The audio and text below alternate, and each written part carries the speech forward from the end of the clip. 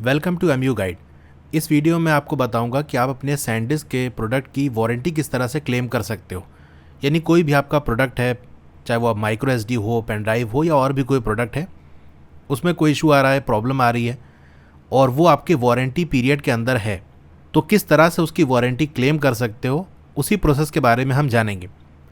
तो बेसिकली दो तरीका है।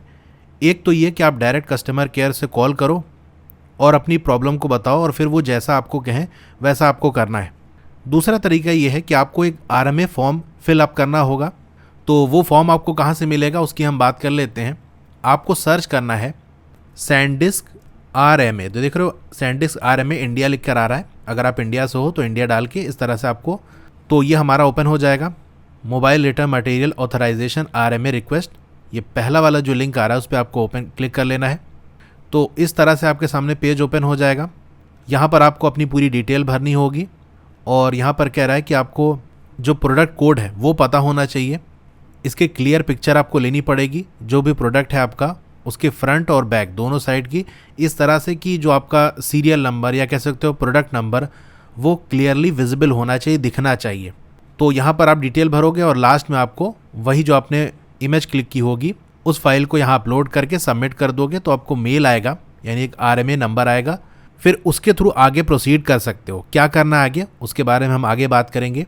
दूसरा तरीका, अच्छा मेरे साथ क्या हुआ था, मैंने पहले आरएमए फॉर्म ही भरा था, लेकिन उसमें मुझसे ये गलती हो गई कि मैंने इंस्ट्रक्शन सही से नहीं पढ़े थे और जहाँ पर प्रोडक्ट की इमेज भेजनी थी उसकी जगह मैंने फाइल में यहाँ पर जो इनवॉइस होती है वो अपलोड कर दिया था। इसलिए मुझे मेल आया था कि आपने फ़ोटो सही अपलोड नहीं की है और मेरा आरएमए नंबर भी जनरेट हो गया था। तो बेसिकली मुझे करेक्ट फ़ोटो अपलोड करनी थी। तो मुझे ये समझ में नहीं आया कि कैसे करना है, कैसे करेक्ट अपलोड करना है। तो फिर मैंने कस्टमर केयर को कॉल किया। तो अब हम दूसरे तरीके पे बात करते हैं कि डायरेक्ट आप कस्टमर केयर को कॉल करोगे तो आपको क्या करना पड़ेगा।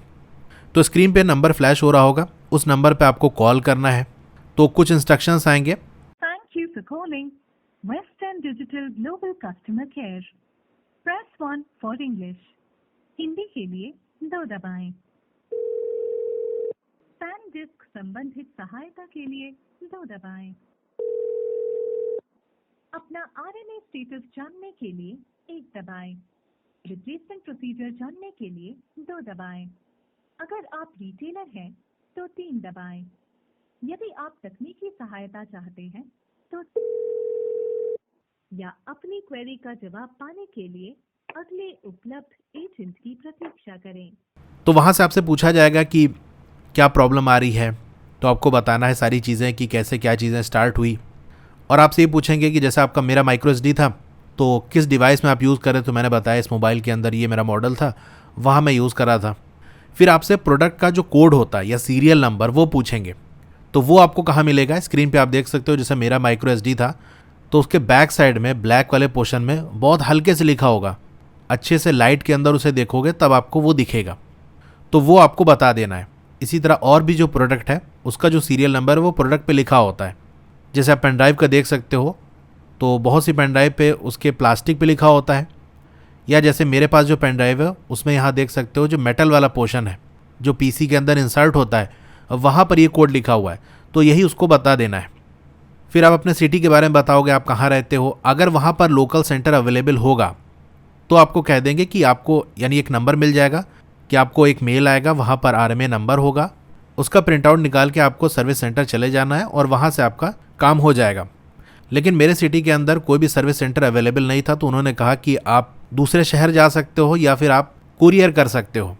तो मैंने दूसरा ऑप्शन चूज़ किया, यानी इनका मुंबई का जो मेन सेंटर है वहाँ पर मुझे उसे कुरियर करना था, उसे पोस्ट करना था।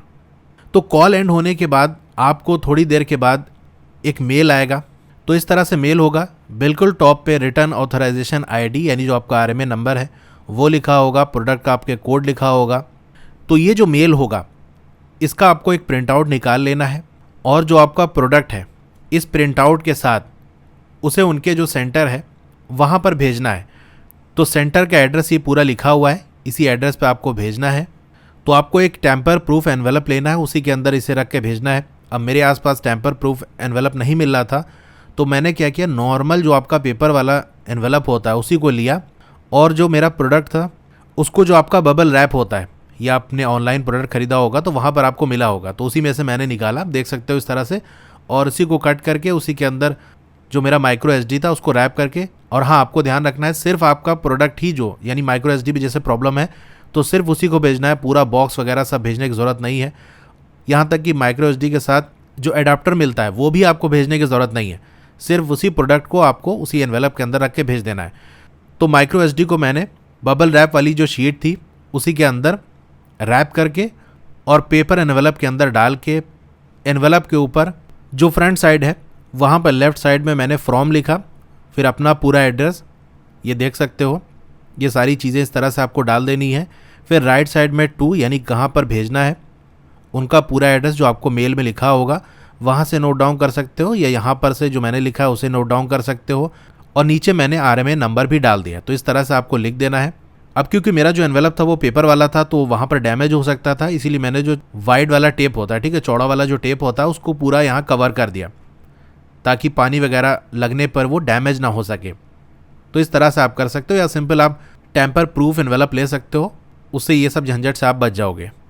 अब इसको भेजना कैसे है, तो मैंने बहुत सारी वीडियो सर्च की यूट्यूब पे कि किससे भेजना सही रहेगा, सेफ़ रहेगा, क्योंकि वहाँ पर भेजने की जिम्मेदारी आपकी है। खोता है यानी उन तक नहीं पहुँचेगा तो फिर आप वारंटी क्लेम नहीं कर सकते, उनकी जिम्मेदारी नहीं है अगर प्रोडक्ट आपका बीच में लॉस हो जाता है। तो सारी चीज़ें देखने के बाद मैंने फाइनली डिसाइड किया कि मैं इंडिया पोस्ट के ज़रिए ही सेंड करूँगा। तो मेरे पास में जो पोस्ट ऑफिस था वहीं पर जाकर मैंने स्पीड पोस्ट कर दिया वहाँ से। तो ये अब आपके ऊपर डिपेंड करता है कि आप किसके थ्रू कोरियर करना चाहते हो। मैंने इंडिया पोस्ट के ज़रिए किया था, और मेरा जो कुरियर गया था वो यूपी के अंदर प्रयागराज, जिसका नाम पहले इलाहाबाद था, वहाँ से मुंबई गया था, और उसका अराउंड 42 रुपीज़ लगा था स्पीड पोस्ट का। तो जब वहाँ पहुँच जाएगा तो आपके पास एक मेल आएगा कि हाँ आपका जो प्रोडक्ट था वो हमें रिसीव हो गया है। फिर 7 से 8 बिजनेस डेज़ लगेंगे, यानी वर्किंग डेज़ कह सकते हो, वो लगेंगे जब रिसीव हो जाएगा उसके बाद। तो 7-8 दिन के बाद, मेरा भी लगभग ऐसे ही लग गया था, 10 दिन लग गया था, तो 10 दिन के बाद वो लोग भेजे थे। तो भेजने का जो कॉस्ट है वो आपको देना पड़ेगा, बाकी जो वहाँ से प्रोडक्ट आपको वापस करेंगे। तो मेरा केस में न्यू ही आया था, क्योंकि वो जो माइक्रो एसडी था वो करप्ट हो गया था, वो बन नहीं सकता था, तो उन्होंने न्यू प्रोडक्ट मुझे सेंड किया था। तो उसका जो सेंड करने का कॉस्ट था वो उन्हीं लोगों ने दिया था, मुझे यहाँ से कुछ नहीं देना पड़ा। तो ये था पूरा प्रोसेस, सारा A to Z जो चीज़ें मेरे साथ हुई वो सारी चीज़ें मैंने आपके साथ शेयर कर दी। ध्यान रहे आपको एनवेलप के अंदर प्रोडक्ट के साथ साथ जो आपके पास मेल आएगा, कस्टमर केयर से बात करने के बाद जस्ट जो आपको मेल आएगा जहाँ सारी डिटेल लिखी होगी, उसका प्रिंट आउट भी उसी एनवेलप के अंदर रख के आपको सेंड करना है। आई होप ये आपको वीडियो हेल्पफुल लगी होगी। तो कैसी लगी वीडियो आप कमेंट करके बता सकते हो, अच्छी लगी हो तो लाइक करिए, और अगर आप चैनल पर नए हैं तो चैनल को सब्सक्राइब ज़रूर करिए। उसके बगल में एक बेल का आइकन होगा, उसको दबा के ऑल पे क्लिक कर देंगे तो जब भी नई वीडियो आएगी आपको मैसेज आ जाएगा। Okay, thank you.